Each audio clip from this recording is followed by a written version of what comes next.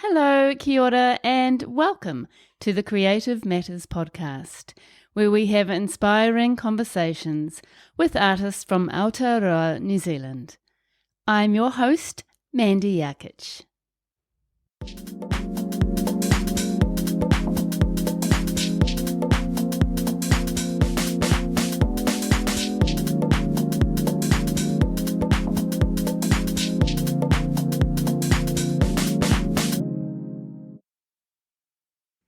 Thank you to the wonderful team at Tūroa Gallery in St Heliers in Tamakimakoro, Auckland, for sponsoring this episode.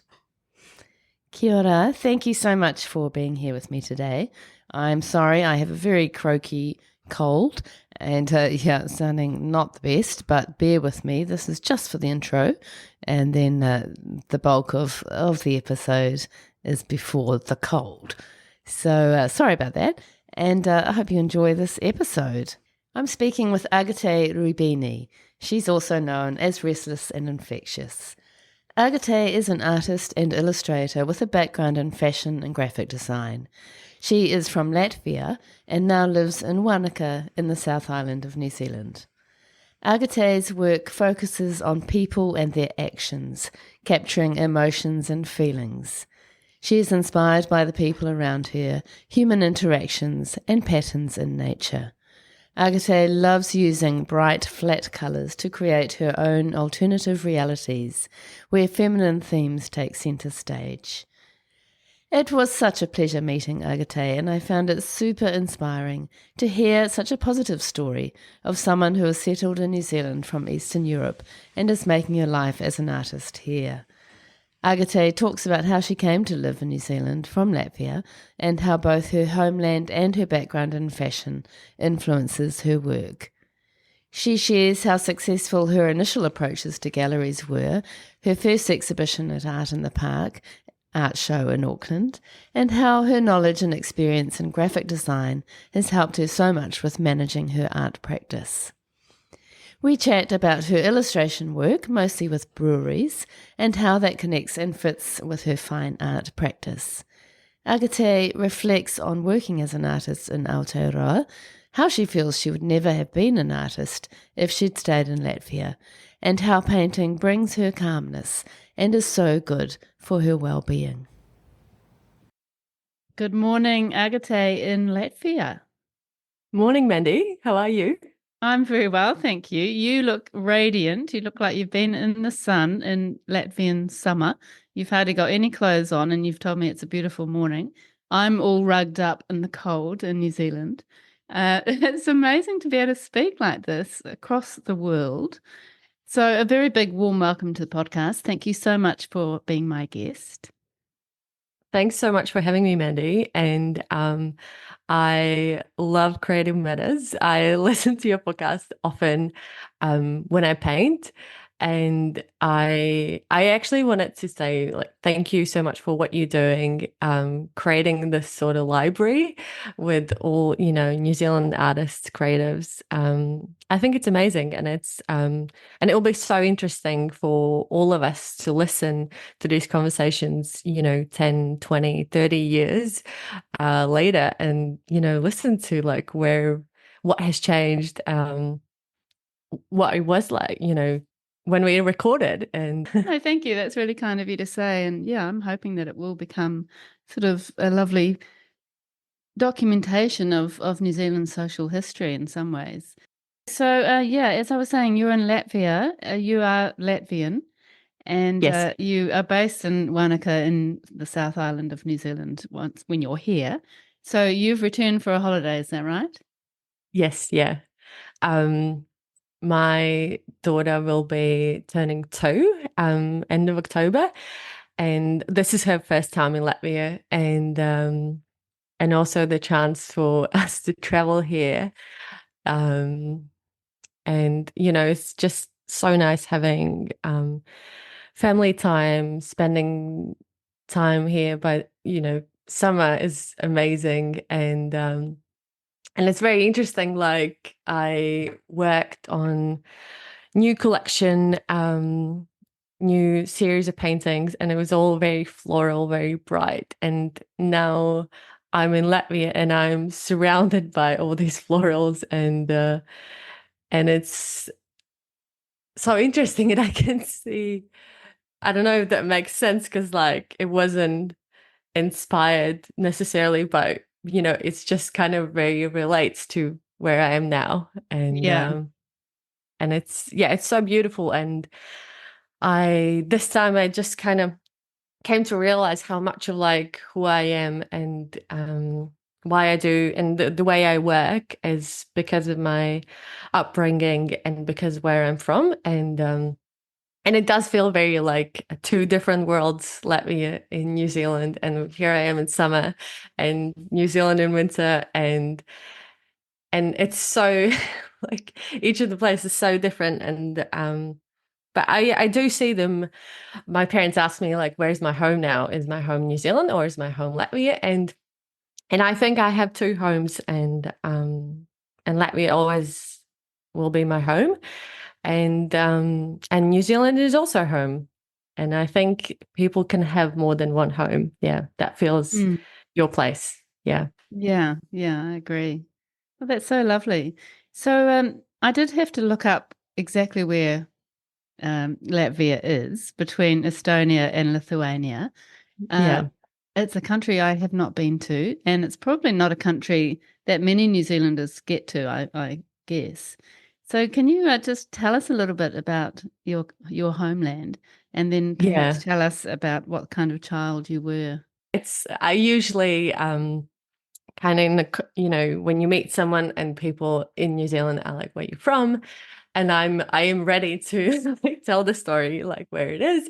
Yeah, so Latvia is one of the three Baltic states next to the Baltic Sea, sort of northern eastern Europe.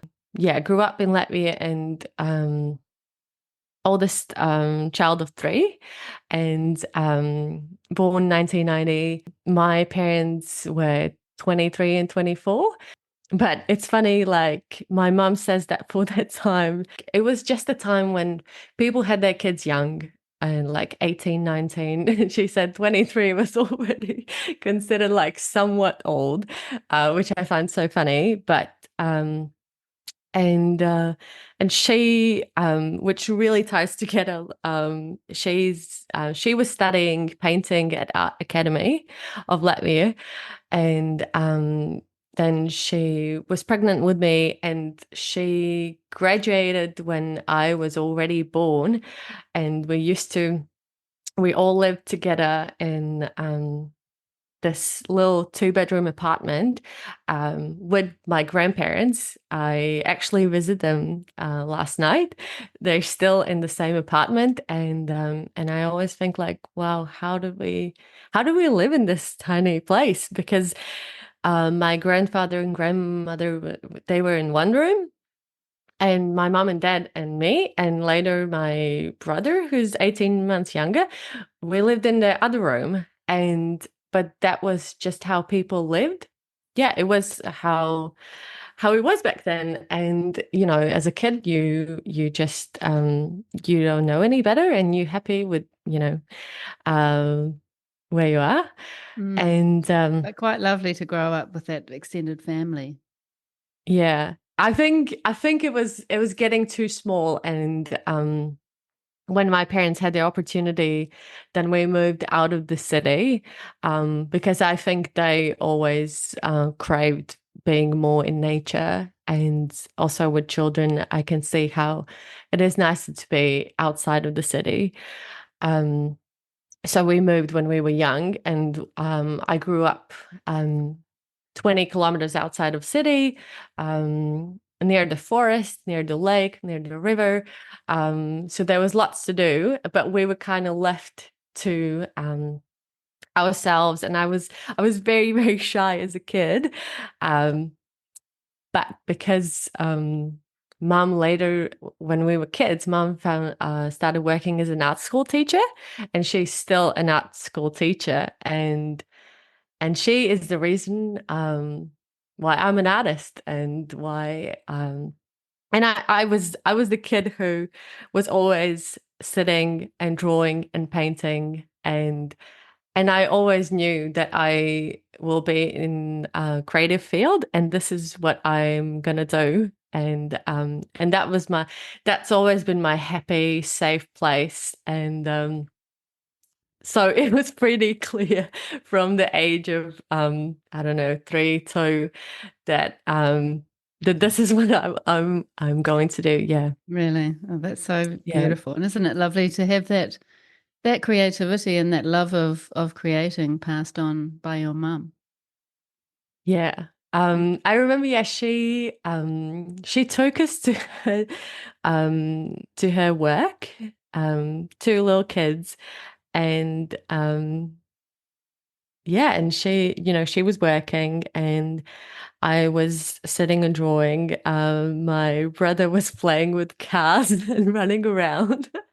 Um, but I loved creating, and I was always very encouraged to, try different techniques, try working with different mediums, and uh, and I loved it. I think I lacked the social skills as a kid, um, but yeah, painting. Yeah, I loved it. I could paint all day, every day, and Did you yeah, I see it just as still remember sitting there and just picking the oil pastels and all the different art supplies, and just loved it. Yeah. loving it?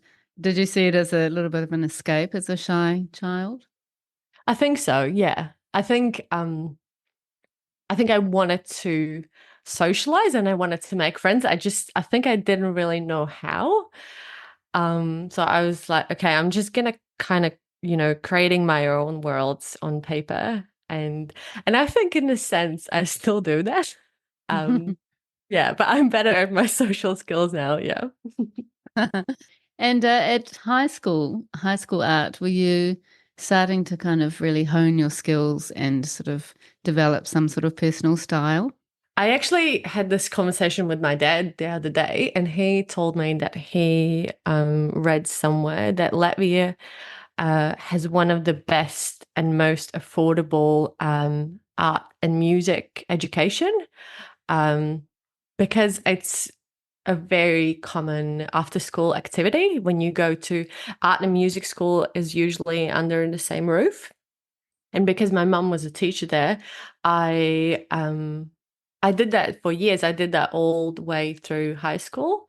I think, yeah, I have to talk a bit more about the educational system in Latvia, because then you kind of it makes more sense. First, you do 9 years, and then you can either choose and stay and get this kind of general high school education, or you can go to a different school, which is more professional education, and you can get professional profession. And I knew that there's 2 art schools in Riga.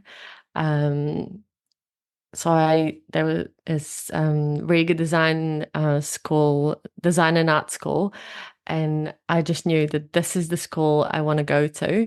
But there's a quite, kind of competition to get into this school. So I spent most Saturdays taking the bus to the city and doing the course, sort of, I guess, like a foundation course to prepare myself for the entry exams, so I can get in the school, because I just knew that this is what I want to do. This school has a great reputation, and that's the goal. Mm. So you'd obviously decided that you wanted to do something creative. Where did you go from high school? Yeah, so after high school, I went to, yeah, Riga Design and Art School, and I chose fashion design as a specialty.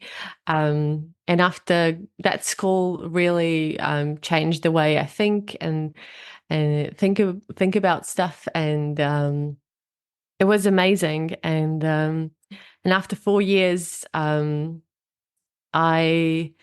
I was thinking, okay, I would love to go abroad. And I would love to, keep studying fashion design, but more, um, more sort of like I was looking, at England or Denmark or Netherlands and seeing how education there has there's more like ways to, have an internship, have a practice. And I just thought, okay, this is really interesting. So I went to Denmark, and then continued studying fashion design there. And then a year later, I also did an exchange to Amsterdam Fashion Institute, and and later actually transferred to the Fashion Institute there. But I didn't graduate.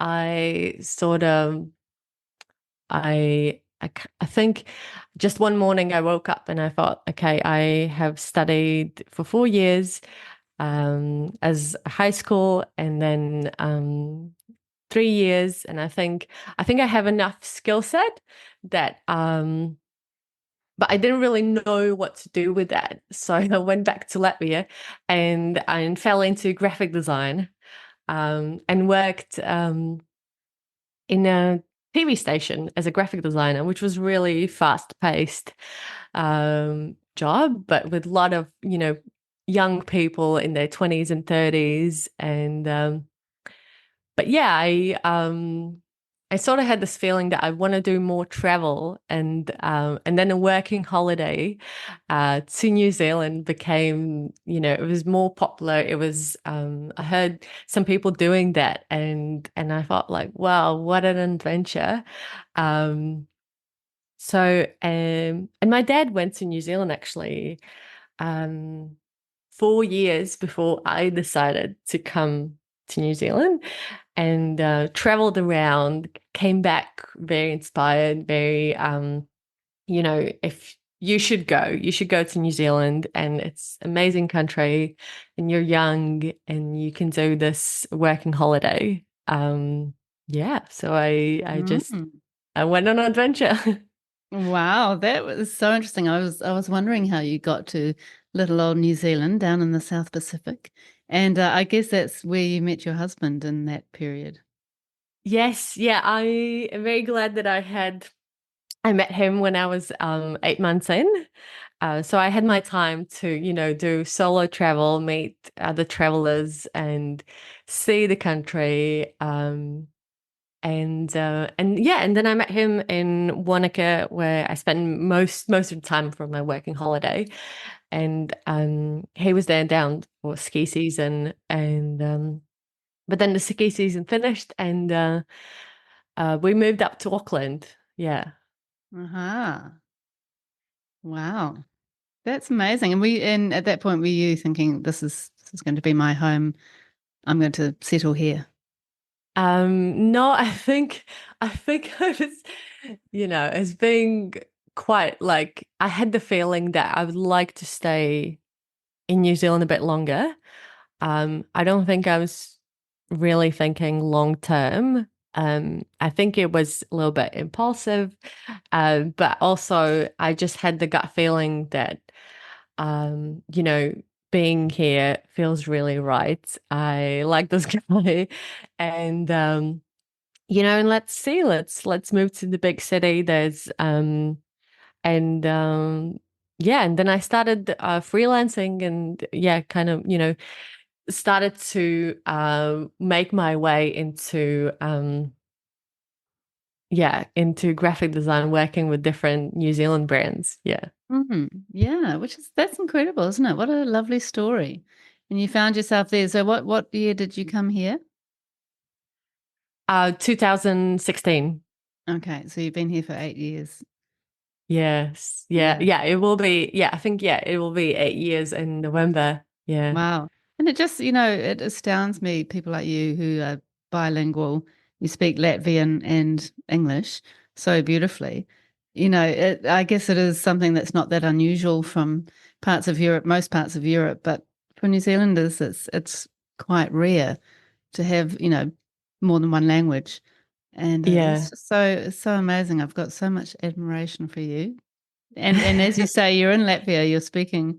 Latvian, and then now you're talking to me in English, but then you're also doing that with your daughter and your husband, doing this sort of Yes. speaking Latvian to your daughter and English to your husband, which is Yeah. remarkable, really.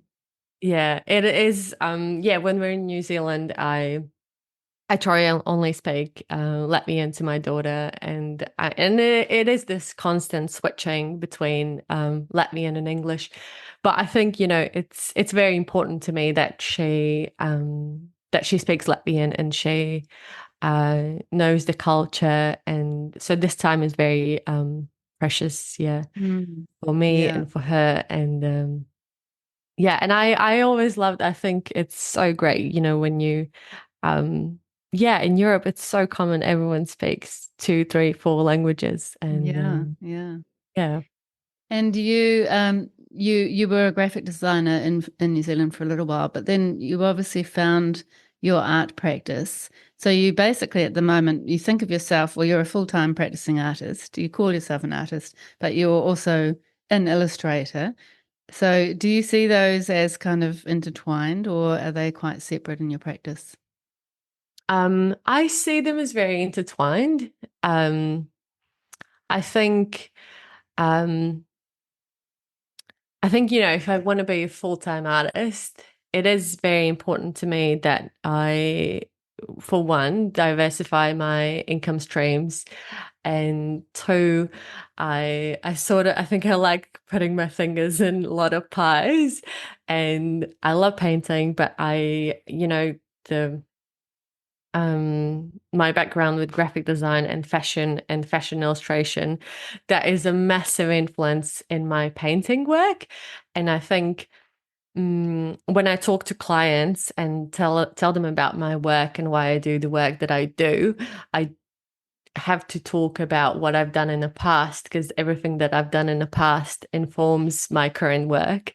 Um, and I think, when I explain, I studied art and fashion design and then the graphic design, and people are like, I can really see that in your work. Yeah, it makes Um, sense. and it makes sense. Yeah. Yeah, absolutely. And yeah, now that when you think of your training in fashion, you definitely can see that. I mean, you are kind of using it's like you're using models and you're almost dressing them and putting them in a scene or in a place just as you would with fashion in some ways. Yeah, exactly. And when I studied fashion design, I the drawing part, the coming up with concept ideas and the illustration bit and looking at the fashion illustration books, I loved them and I found them so inspiring. And that was the part I was most drawn to. And not that much the constructing of the garment. I kind of wanted to get from the concept drawing to the final product. And so it makes sense that I kind of went back to the illustration, the drawing part of it. The Um, design part. yeah, Yeah. yeah, Yeah, it does make sense. And and you have evolved over those 8 years into quite a well-known artist, which is really incredible that you're on the other side of the world, and then and you're creating, this community, and you've created this beautiful art practice. So, just as I do for all of my guests, I'd like to ask you, please, to describe your paintings for us. yeah. Um, so I have to start with the color. Color is always the driving force. Um, my work is very bright and bold. Um, always has been. That hasn't changed. Even as a kid, it was very bright and bold. And I don't see that ever changing. And it's very, yeah. So mostly what I'm currently working are sort of bold, abstract portraits, very influenced by fashion illustration. It's mostly women. My work is very feminine, fluid, female shape. I'm very uh, inspired by it and so fluid, so I guess I'm trying to translate the feeling of like, whether there's a mystery. A lot of sort of my abstract portraits, they are profile, or they're looking up, and they either like the feeling that you get from it is either like serene or like confident. And I think that's what I want the viewer to see and feel. Um, is well, first you see the color, um, and I have color palettes that I'm working with. So if you go through the work, you see that it's mostly either like orange, turquoise, and then the flowers that I've started adding just last year, after my daughter was born, they just came out of me. I think like I bloomed into the role of a mum, and Yeah, I love that. they just they followed, yeah. Mm. um yeah, Also, that and idea of new life, possibly. yeah, exactly. Like sometimes, yeah, I mostly it's just kind of like the feeling and the color combinations. It's very like intuitive for me. It either feels right or it doesn't. Um, yeah. Mm. That's so beautiful. And just looking at your Instagram feed, it is all about color. You did seem to use a lot more black at one stage, which you seem to have come away from slightly with this new series. Is that right? Yes, yeah, definitely. And it what it yeah, I notice I think my work after becoming a mum has become more there's a lot more like pastel, a lot more orange. It's softer than it used to be. Mm. And I have changed, as a person, obviously, and that informs, yeah, my current work as well. It wasn't that much of a like a sit down and deciding not to use these colors anymore, but it just, yeah, I think, I create work and then I look at it and think, yeah, okay, I can see how I have changed and how the work has changed as well. Yeah. Yeah, which is really lovely, isn't it? To be able to kind of follow your journey through your artwork in some ways. Yeah. Yeah. And it's such a beautiful use of color, and it's quite a limited color palette, isn't it? Really, all the way through. Yes, yeah, I think it is, if I use a lot of color, and I think it is very important to limit myself in like how many colors I use and how I use them together. Because if you use too much color, it can be, yeah, too much, and then it just, yeah, it doesn't really work. So I do have about 3 or 4 color palettes I work with, and there's usually it's always, yeah, it's 2 colors. One is for the background, one is for the main body, and then the flowers and the little details are also selected 5 or 6 colors. Mm. So I definitely have my favorite, like favorite turquoise and the pink and the orange that I mix, and these are my colors. Yeah. Yeah. And they're very much you. I mean, they're very, very distinctive as, part of your art practice and I guess part of your brand. Yes. Yeah. Yeah. I think, yeah, it is important, it is important for me that people look at my work and they're like, yes, this is your work. And often like I create new work and then I think, is that still me? Do people still know it's my work? Um, but I think you can, yeah. Oh, you definitely can. It's very cohesive. And you have, you do use colors in quite a sort of flat way and really focus on shape. So you're kind of adding shadow and light in sort of abstract ways using shapes, aren't you? And then I love the way Yes. you use flowers. You introduce flowers, which are a little bit more textural, aren't they? Yes. Yeah, that's something that I've started only the last couple of months ago.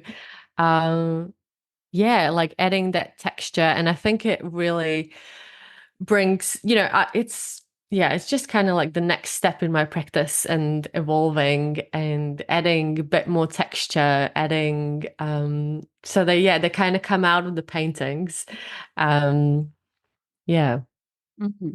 And it is interesting, isn't it, that you have come from a fashion background, and you are using these figures or these women as your main part of your artwork, but they're not necessarily dressed. Quite a few of them aren't actually dressed or don't have accessories and that kind of thing, like you would in the fashion industry. So, Hmm. what are you thinking there?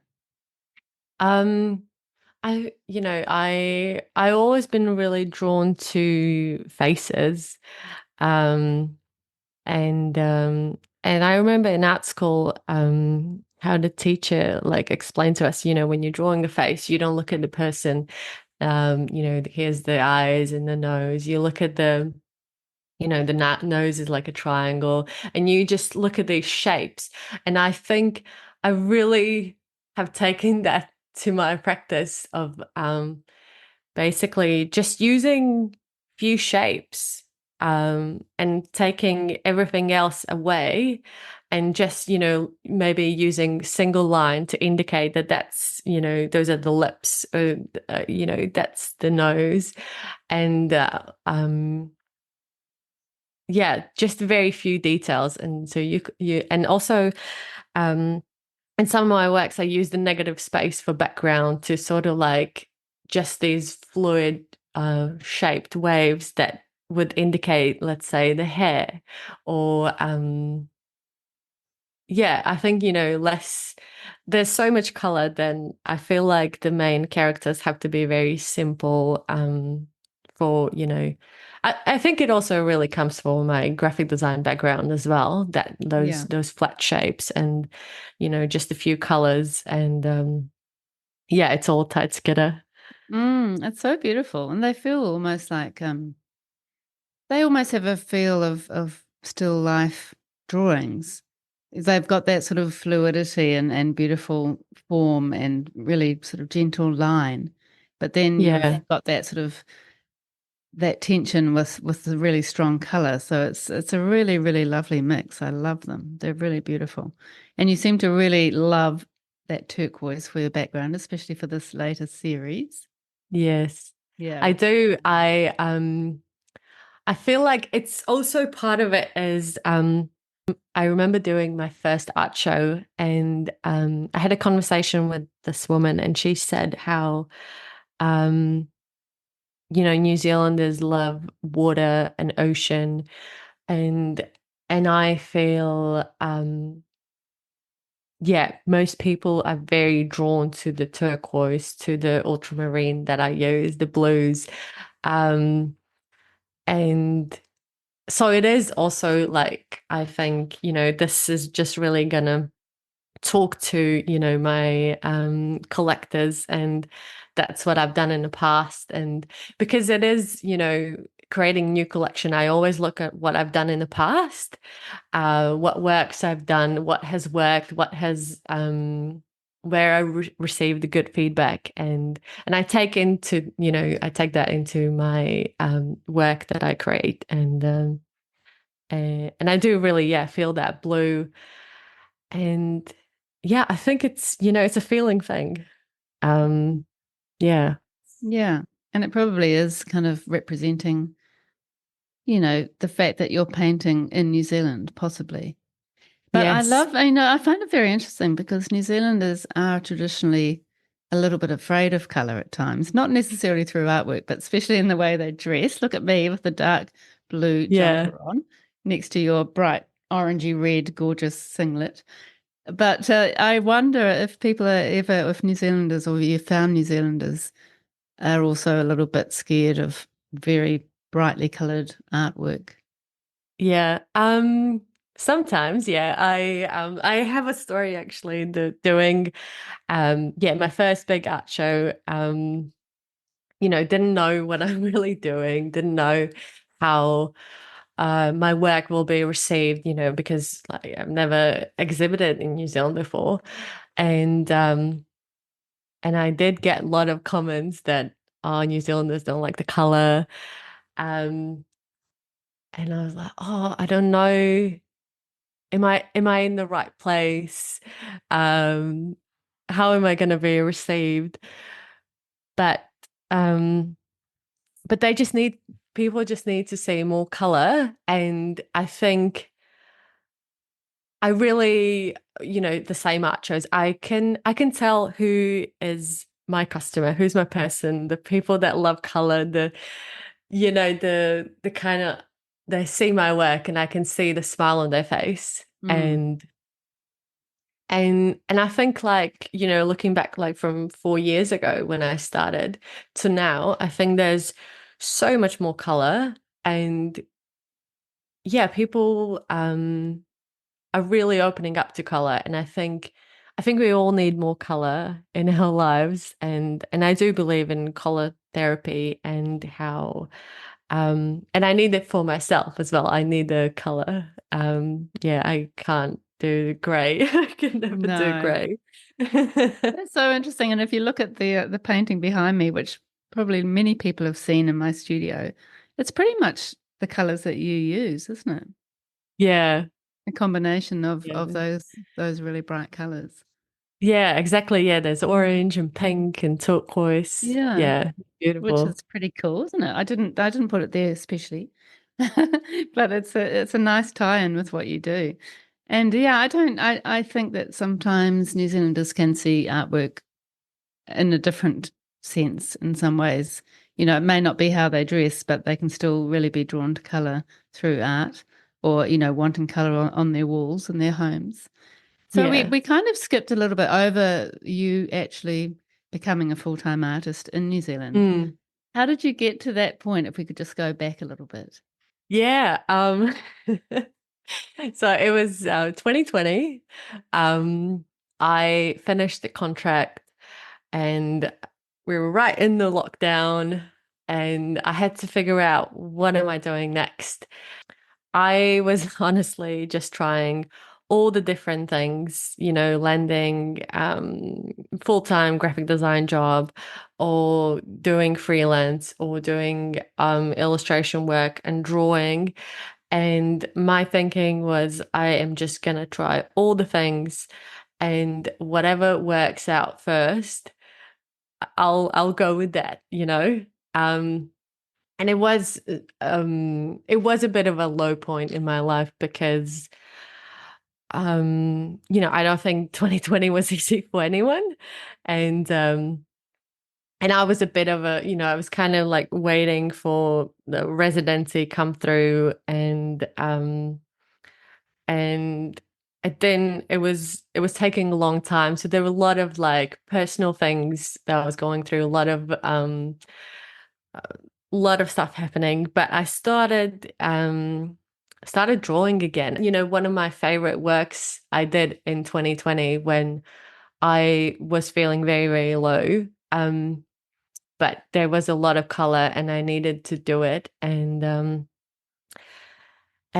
I didn't really know what I'm doing, but I just started to, I actually started with prints. I think, like, my way into becoming full-time artist is completely different from anyone else I've ever heard, because it wasn't like, I have saved up money and I can, try do this art thing full time. It wasn't like that. It was more of a, this is just what worked out for the time.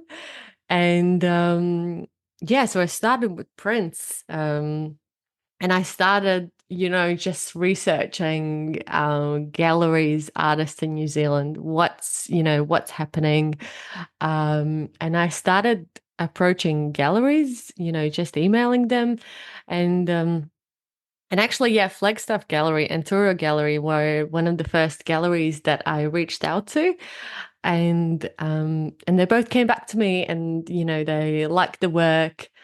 And it was Carrie and Sophia later that emailed and said, we're starting this art show, Art in the Park, for the first year. Would you like to be part of it? And I remember, getting this email, no idea what is this event? What am I doing?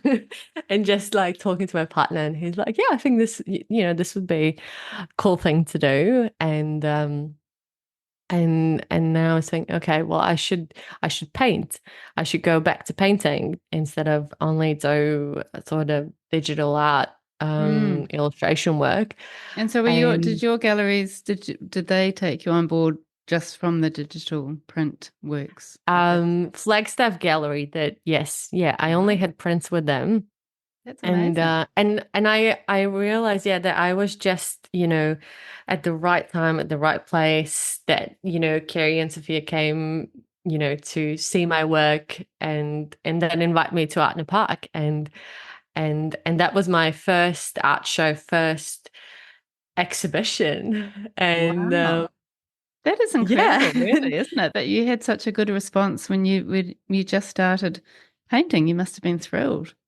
Yeah, I was, and I think it's the case the less you know, because I had nothing to lose. I I didn't know the scene. I didn't know anyone. I had no idea what is the proper way to contact the gallery. I just sent them my work, and I spent every day just researching, just looking at how people price their work, how they frame it, how um, what's out there. And so I really just learned all by doing, and Mm, by probably, yeah, being the right time, right place, yeah, which is contacting the so right good. people. You know, Yeah, it's something that a lot of artists do, and many artists don't have much luck, and it can be very discouraging. So it's so great, yeah. and that would have really kind of spurred you along with your art practice and thinking of yourself as an artist, I suppose. Yeah, yeah, definitely. I was doing freelance work at the same time, but yeah, after doing Art in the Park, I did have a really, big boost. Because I mean it was amazing year, I think, for everyone. It was sold out, to thousands of people. And um But I also remember the opening night, and I didn't sell anything on the opening night. Really. And seeing your neighbors and the painting after paintings get taken off the wall, and then I just did like the complete, like the whirlwind of like, what am I doing here? Uh, this Latvian girl in New Zealand. No one, like, this, maybe it's too bright, maybe it's, not the right place. And then the next day, um, sold, the first piece sold at like early in the morning, and it was a really, really good day, selling stuff and chatting to people. And yeah, I think then I get, like the boost back, and like, okay, Mm, this might work. And this is not, and the yeah, feeling of selling your work and someone, just, yeah, seeing it and like, okay, and yeah, I'd loving love it. to. Yeah, that's incredible. And that's always just so amazing to hear and see. That's yeah. Yeah, that means so much, doesn't it? And particularly when you're quite new to your practice, that's just so affirming. Yeah. So what Yes. happened after Out in the Park? After Art in the Park, I think um I had Lim Gallery was the first gallery that got in touch with me, and that they loved my work. So I sent them a couple of paintings. And I think,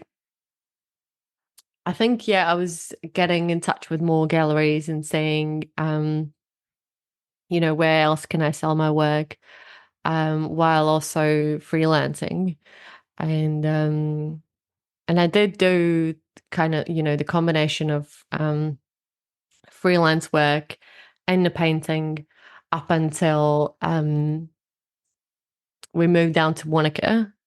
And and then I sort of did more of, just painting and commercial illustration work, and kind of dropping the graphic design. And you did do quite a lot of work, illustration work with different brands. And so how did you actually juggle that illustration work with your paintings and your fine art practice? Yeah.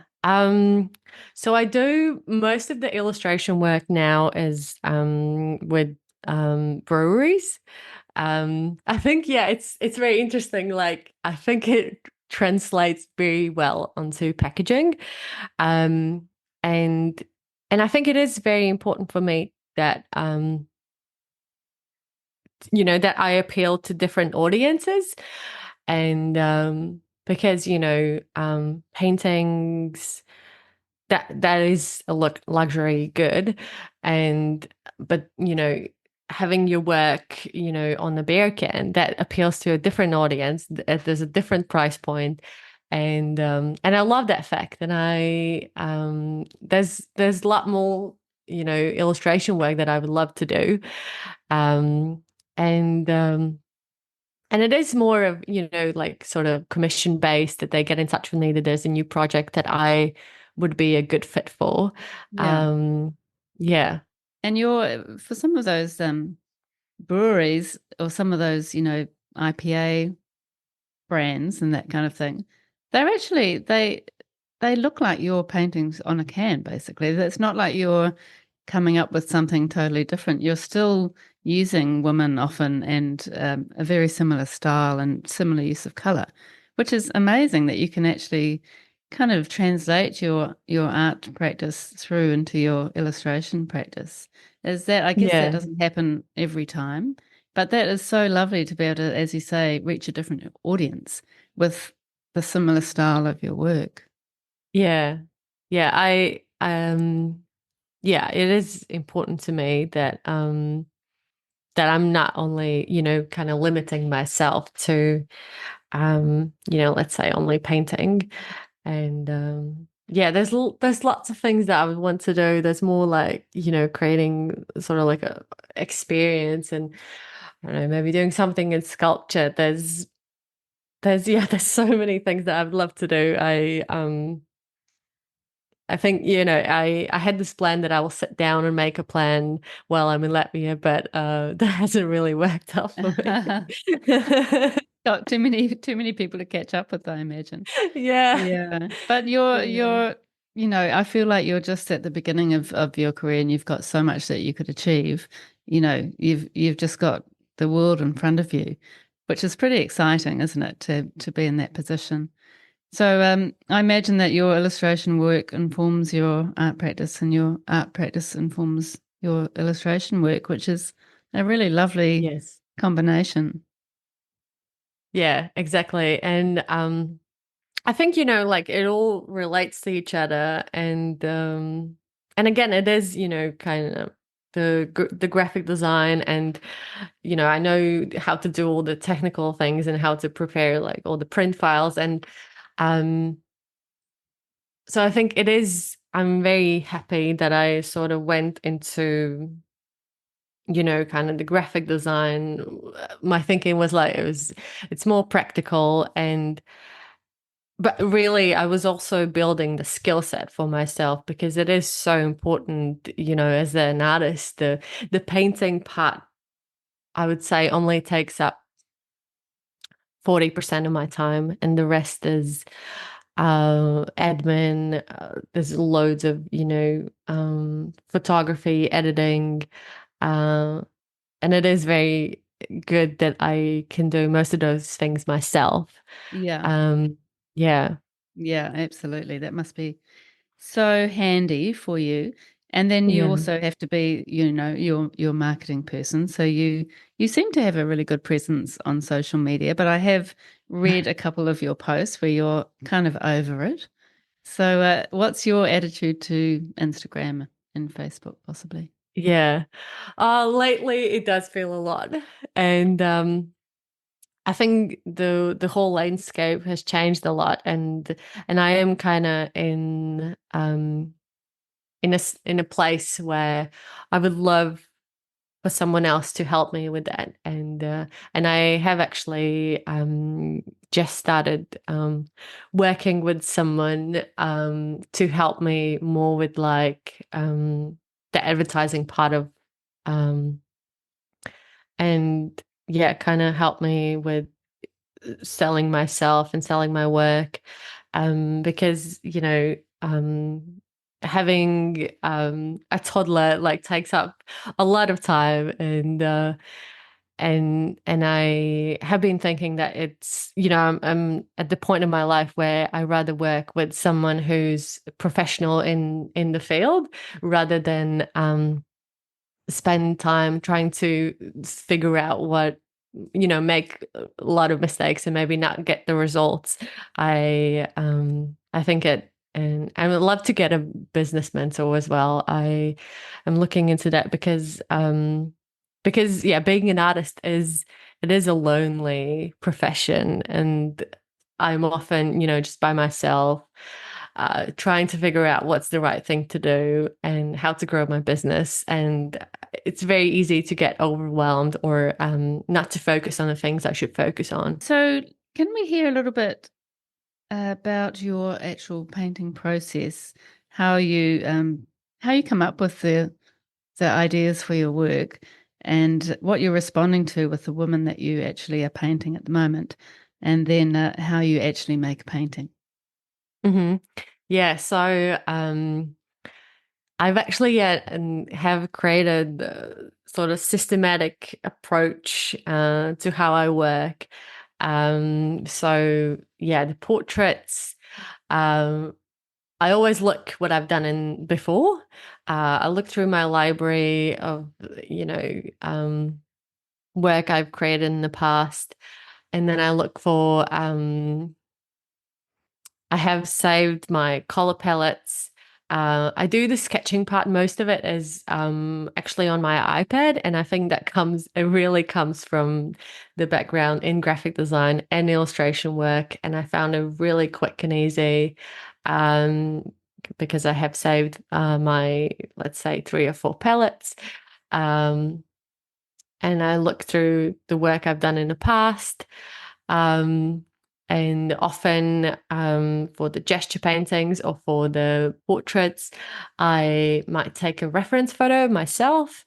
Um, but then I would, just redraw it and add the way, I draw the eyes or the lips in my style, because, and a lot of it is just it's made up in my head, the poses and um, the positions and the faces, um, and and then the painting. I always never work on a single painting. I work anywhere from like 2 to 5 paintings at the same time. So I start with the background. I use lately I started using either like an ochre, yellowish sort of background. And then I do either my for the latest collection there's only 3 colors that I use for backgrounds. It's either turquoise, lilac, or pink. So I do all the backgrounds all at once. It all dries at once because my time is very limited now with a small kid. Mm. Um, And you're using acrylics? yes, yeah. So I use acrylics. They dry fast. I have like 2 or 3 brands that I love. Each of them have their strong colors. So acrylics and acrylic markers. There's Posca pens and Molotow markers. They also each have their strong colors that's my personal preference. So the backgrounds, and then there's the main body, and then I add the details, the flowers on top. So it's all working in layers and working at the same time. So I kind of, they sort of work with each other. As part of the promotion for the show at Turua Gallery that's coming up, the group show, which we'll talk about in a second, you had an article in your home and garden. Yes. which is pretty impressive. How did that come about? Yeah, they sent me an email. They asked me if I would, love to be featured in the July issue, and they would get a photographer to come to my studio, and I was like, yes, absolutely yes. Yeah. You always say yes to these Amazing. opportunities. Absolutely. What a great opportunity. And they saw your work and wanted to showcase you in their magazine. They have your home and garden, and they have online store section on the website, and they did actually approach me um, like a month or two before they approached me about the interview. So they had my work. I'm also selling my work on their site. So I think kind of Mm. linked, Yeah. yeah, linked together. That's Yeah. interesting. And speaking of selling work, you have a lovely website and you are selling prints and originals from there. Is that right? Yes, yeah. Mostly on my website, I sell prints, and yeah, it's usually smaller originals, and um, yeah, I think it more, I have the bigger paintings, but I then would have people emailing me rather than, and I will probably send them more photos of the piece, and but I think, having them on the website is also just giving like a good overview of my work. Mhm. And then it's obviously also selling through galleries as well. Yeah, yeah. And then when you say prints, are you photographing your originals or are you making digital prints? Yeah, so it's interesting. It used to be digital prints, and now I have started making um, photographing my works. And for the latest show, I have a professional photographer taking photos of my work, just so it's the best quality possible, Mm. and then having limited edition prints. But it is selected pieces, and I used to not create prints from my original work just because I've had um a few clients that they ask like they would prefer not to have that they would have the only original piece. Yeah, it's very interesting. It's yeah, because you I do get both. I do get either will you be creating prints from this painting, or I hope there won't be any prints. Really? um, but to have I think to have a sustainable career for me, prints is a big part of my income, and it'd be silly not to sell prints as well. Yeah. Yeah. And it's up to the artist, isn't it? Yeah. Yeah, That can't be exactly. determined by the customer, I don't think. Yeah. But on the other hand, you can understand, you know, if people are paying a lot of money for an original, I can see where they're coming from in some ways. But yeah, it's ultimately, I feel like it's up to you. The framing of your work, you do work on canvas, is that right? Yes, Mostly. yeah. Yeah. And you are getting your canvases framed. And for your latest series, I note that you are getting frames made that are the same color as one of your brilliant, colorful backgrounds. So, for example, a turquoise or ultramarine background with the same color frame, which I think is really interesting and quite gorgeous. How do you approach your framing in general? Yeah, I'm very excited about the color frames. That's the first time when I will have a whole collection that all the frames are color matched to the painting.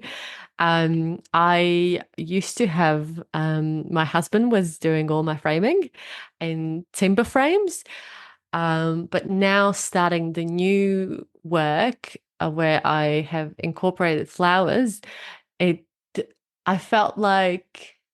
I felt it needed either to be unframed and the flowers would flow on the edges because I always paint the painting the canvas edges as well. Um, or it needs a color frame.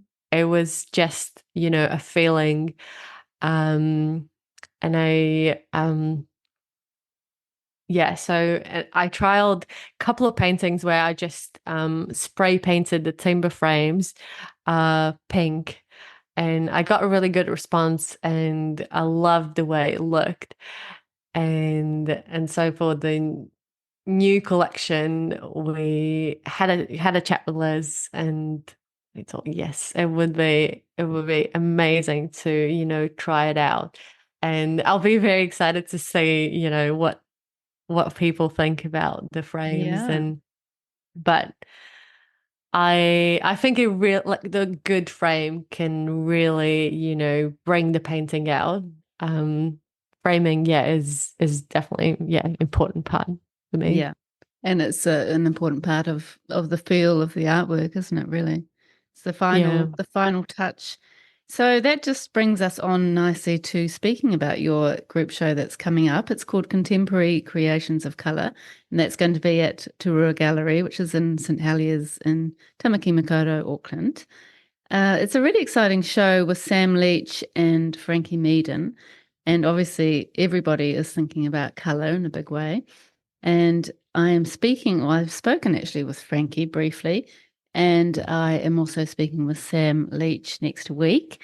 So, really exciting to speak to all three of you wonderful artists. Can you tell us about the show and about the collection you're putting forward for that?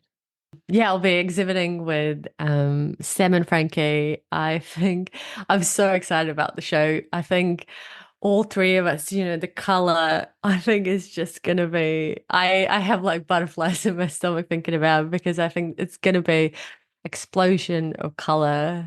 Yeah, and it will be, August. I think it will be so uplifting. And Frankie actually messaged me, I think like a year ago, and she said, I think our works would look really good together. And I was like, you're so right. I think they'll look amazing. And then with Sam's work as well, I think it will be, yeah, fantastic. And Yeah. there'll be 12 pieces in my collection, all, framed, color matched frames, um, with my signature abstract portraits and with the textural flowers. Um, all, good size range as well, starting from like the mini 20 by 20 centimeter pieces up to, 60 by 90 centimeters. So I think, there's something for everyone there. Yeah. Yeah, it'd be incredible. So that show goes from the 23rd of August to the 4th of September. And opening night is that Friday, the 23rd from 5 p.m. This is 2024. And yeah, I can't wait to actually meet you in person and uh, and and see the other two as well and see all your beautiful work together. I'm very much looking forward to that opening. And thank you again to Turua Gallery for sponsoring this episode. Is there anything else we need to talk about before we get to the questions, do you think? No, I think, yeah, this is perfect. Okay, let's do it. All right. What would you say to your younger artistic self? I would say, uh, keep going, have the confidence, have confidence in my work, and yeah, know your worth and understand that your time is valuable and limited, and yeah, and stay true to your passion. Yeah. Very good. Actually, I've got another question. I'm going to sneak in. Do you think your artwork would have been the same if you had stayed in Latvia? I don't think so. No. I have been thinking about it, and I think there's a lot of freedom when you are on the other side of the world and no one knows you.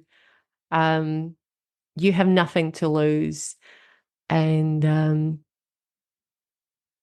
yeah, and you just, you put whatever's out there, and the less you know, the more confidence and fear you have. Yeah. Yeah, and more risk taking in some ways, I imagine. Yes, yeah, Yeah, which absolutely. is great. It's pretty empowering, really.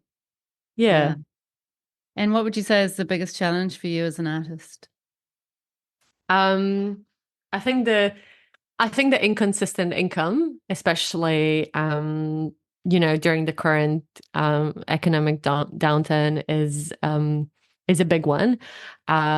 Which is why, I have to diversify my income streams, hence the, illustration work, the prints, um yeah, it is important. It's the most important thing for me to have a sustainable practice. And yeah, and I think um yeah, I need to be, very proactive and in creating opportunities for myself. And it is a lot of pitching myself and putting myself out there because most of the, people I work with or galleries I'm represented with, I, got in touch with them and I made the effort and I think I can't just sit and wait for to be discovered, Yeah, that's, yeah. I don't think that really how it works. And you can be lucky, but like the luck comes from working hard and putting yourself out there. And the more you do, the more